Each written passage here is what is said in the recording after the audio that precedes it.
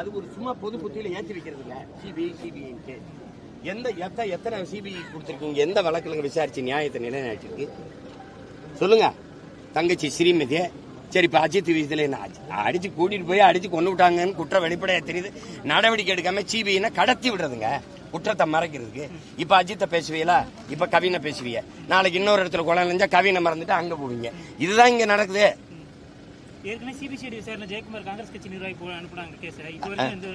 அப்புறம் நீ என்கிட்ட கேட்கலாம் அந்த கேள்வியா தெரிஞ்சுக்கிட்டேன். அது விசாரிக்கிறதுல என்ன இருக்கு தம்பி?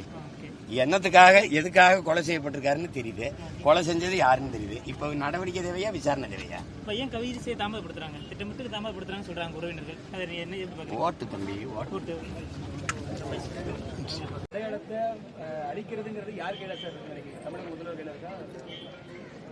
அது தமிழக முதல்வர் செய்ய முடியும். பட்டியலிருந்து நீங்க இந்த சாதிக்கு இவ்வளவு இடஒதுக்கீடு கொடுக்குற நீங்க எங்களை வெளியேற்றி விட முடியாதா? பட்டியலிருந்து வெளியேற்ற முடியாதா? மத்திய அரசுக்கு சரி, மத்திய அரசுகிட்டே இருக்கு, நீங்க பரிந்துரைங்க. நீங்க சொன்னாதான் கேக்குது இல்ல. இடி ரைடு வரும்போது நீங்க போய் சொன்னா அந்த ரைடு நின்றுதா? எத்தனை காலம் ஆட்சியில் இருந்தீங்க? எத்தனை கால ஆண்டுகள் இது கோரிக்கை? எங்களை வெளியேற்று. எனக்கு எவ்வளவு வருது? 18 விழுக்காடு இருந்துச்சு, 3 எடுத்து அருந்ததியர் கொடுத்துட்டீங்க. சரி, இப்போ எனக்கு 15 இருக்குது. 15ல் எஸ்சி எஸ்டின்னு இருக்குது, பறையர், தேவேந்திரர், பழங்குடி மக்கள். இதில் பிரி என்னைய எண்ணு. தேவேந்திரன் நாங்கள் எவ்வளவு, அதுக்கு எவ்வளவு கொடுக்கணும், அதை பிரித்து கொடு. பிசி எம்பிசியில் வச்சு கொடுத்துரு, அவ்வளோதானே. என்ன உங்களுக்கு அதில் கொடுத்தா எனக்கு வேணாம்ன்றேண்ணா? அப்புறம் எனக்கு உரியதை கொடு. எல்லாரையும் எண்ணு. வன்னியர் எவ்வளவு எண்ணு. இங்கே எவ்வளவு தேவர், தேவரில் கல்லர், மறவர், அகமுடையர் எவ்வளவு, கோனார் எவ்வளவு, நாடார் எவ்வளவு, உடையார் எவ்வளவு, பிள்ளை முதலியார் எவ்வளவு, முத்தரையர் எவ்வளவு எண்ணீர். அவரவர் குடிகளின் எண்ணிக்கைக்கு ஏற்ப கொடு. இதுதான் அம்பேத்கர் சொல்றார், உரிய பங்குங்கிறார். நீ சமபங்குங்கிற நாடகத்தை அங்க நிப்பாட்டு. உரிய பங்கத்தா. அடா, நீ மாளிகையில் இருப்ப, நம்ம பள்ளத்துக்குள்ள கீழே தாழ்வுல குடிசை கட்டி வாழ்வேன், 2 பேரும் ஒன்னா சொல்லு. நீ பல 100 ஆண்டா உனக்கு கல்வி மறுக்கப்படலை, நீ படிச்சுக்கிட்டு இருக்க. நான் இந்த தலைமுறையில் தான் பள்ளிக்கூடத்துக்கே வரேன், 2 பேரும் ஒன்னா என்ன? உடனே சமபங்குனா உரிய பங்கத்தா. அது அவர் கருத்து. அது அவர் வேணா அவர் பட்டியலிருந்து வெளியேற்ற வேணாம்னு கூட போராடிக்கிட்டோம். நான் வெளியேற்ற சொல்லி போராடுவேன். மக்கள் யாரு கூட நிற்கிறாங்கன்னு நாளைக்கு பார்ப்பீங்கல்ல.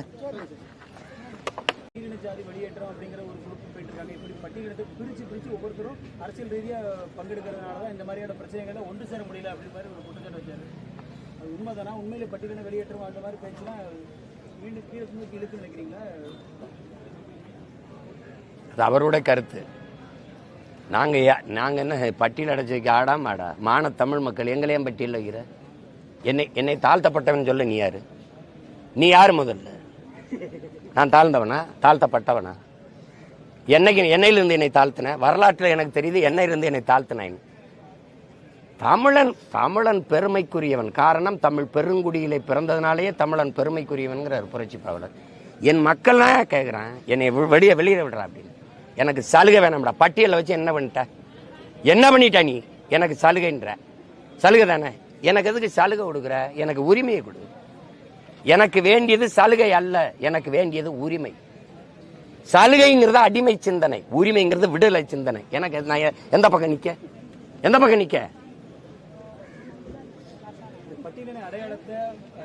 இப்ப பீகாருக்காரன் எங்க 6,50,000 பேருக்கு வாக்குரிமை கொடுக்க போறான். அதுக்கு இந்த கட்சியெல்லாம் நின்று போராடுமா? அவனுக்கு வாக்குரிமை கொடுத்தா அவன் இந்த நாட்டு அரசியலை தீர்மானிப்பான். அவன்கிட்ட அதிகாரம் போகும். நான் அடிச்சு விரட்டப்படுவேன், அடிமையா ஓடுவேன், நிலமற்ற கூலியா மாறுவேன். அப்புறம் அதை பத்தி உனக்கு கவலைப்படுவேன்? நீ வருவியா சொல்லுங்க. 3500 வேலைக்கு 13 லட்சம் பேர் வேலை தேர்வு எழுதுனா, இத்தனை லட்சம் பேர் வேலை இல்லாம இருக்குன்னு கவலைப்பட்டு போராடுமா? அது சொல்லுங்க. கடலுக்குள்ள மீத்தேன் எடுக்க போறான்னு அதுக்கு போராடுமா? இருக்கிற துறைமுகத்தில் வேலை இல்லை, 8 துறைமுகத்தை எதுக்குடா கடலை பிரிச்சு தனியாருக்கு ஒப்பந்தம் கொடுக்குறான்னு வந்து வீதிக்கு வருமா? அப்புறம்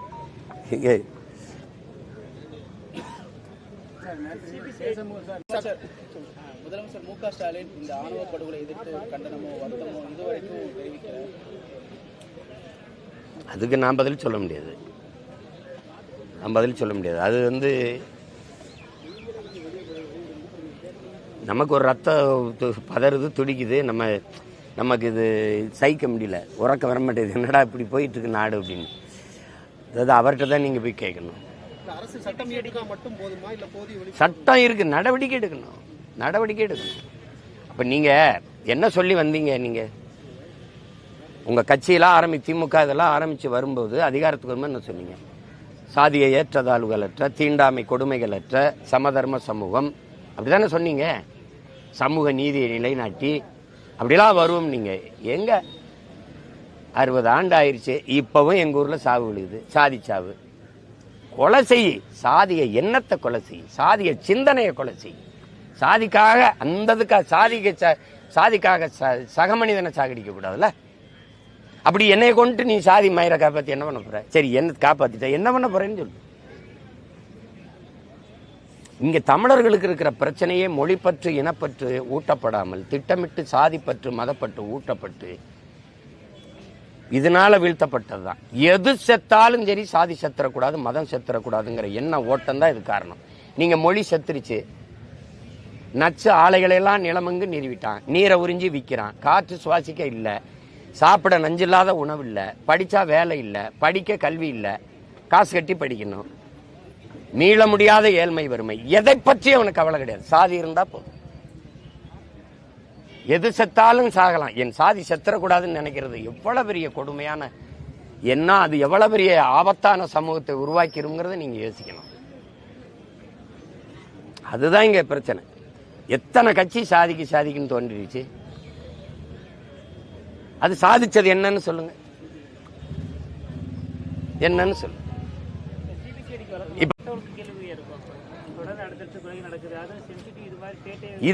இது ஒரு கொலை நமக்கு தெரிஞ்சிருச்சு. வன்புணர்வு, 10 வயசு பிள்ளைய வன்புணர்வு பண்ணி கொள்றது, 6 வயசு பிள்ளைய கொள்றது, இதே மாதிரி கொலைகள் நாடங்களும் நடக்குது. இப்ப இது ரொம்ப பேசப்பட்டதுனால இதுல நின்றுட்டு அந்த மரணத்துல நிறைய இடத்துல நடக்குது. அது இல்ல, அது கவனமே இல்ல. அது எங்க அது கவனத்தை எடுத்துக்குது சொல்லுங்க. சாலையில மட்டும் நடந்த கொலைகள் எப்படி? வெட்ட வெளியில நடந்து போற இடத்துல நீங்க இப்ப என்கிட்ட பேசிட்டு வீட்டுக்கு போகும்போது உயிரோட போவீங்கன்னு உறுதி உங்களால் தர முடியுமா? அப்படி இருக்கு. பள்ளிக்கூடத்துக்கு பிள்ளை போயிட்டு பத்திரமா வரும், சந்தைக்கு அப்பா போயிட்டு பத்திரமா வீட்டுக்கு வருவாரு, நிலத்துக்கு போயிட்டு. இப்ப இந்த பிள்ளை எப்படி போனா? உன்னை கொல்ல போற வேணா கூட்டிட்டு போனா எப்படி போனா? அப்புறம் என்ன நடக்கும்னே தெரியல, எந்த நேரத்துல என்ன நடக்கும்னு தெரியாத ஒரு நாடா மாறிட்டது. நாடா சுடுகாடானே தெரியல. எங்க இருக்கு சட்டம் ஒழுங்கு, ஒரு கட்டுப்பாடு, அதெல்லாம் எங்க இருக்கு? இதெல்லாம் பாவ செயல்னு படிப்பிச்சான். நீதி போதனைன்னு மாரல் இன்ஸ்ட்ரக்ஷன் ஒன்று இருந்தது கல்வியில. இப்ப எங்க அது இருக்கு? பொய் சொல்றது, களவு செய்வது, கொலை செய்வது, இதெல்லாம் குற்றம், இதெல்லாம் பாவ செயல்னு படிப்பிச்சது கல்வி. அப்படி இருந்துச்சு. இப்ப எங்க இருக்குது அது?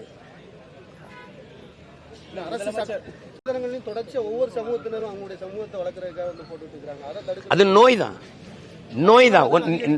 நீங்க பாருங்க, இததான் அண்ணல் அம்பேத்கர் சொல்றாரு. என்ன சொல்றாருன்னா, நான் ஒரு மனிதன், என்னை மாதிரி எலும்பு நரம்பு ரத்தம் சதை பசி உறக்கம் கனவு கண்ணீர் எல்லாம் இருக்கிற சக மனிதனை தாழ்ந்தவன் இவன் தாழ்ந்தவன் என்று ஒரு சக மனிதனை தாழ்த்தி வீழ்த்தி தான் உயர்ந்தவன் என்று எண்ணத்தில் சுகம் காணுகிற ஒரு மனநிலை மன நோயை தவிர வேற என்ன?